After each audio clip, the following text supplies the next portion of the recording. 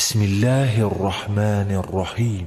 طه ما أنزلنا عليك القرآن لتشقى إلا تذكرة لمن يخشى تنزيلا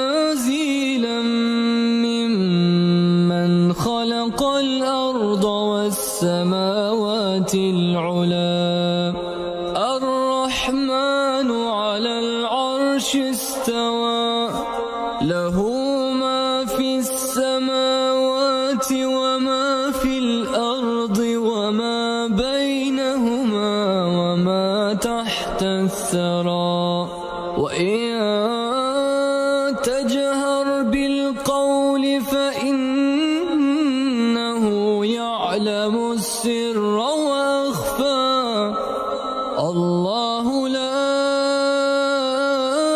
إله إلا هو له الأسماء الحسنى.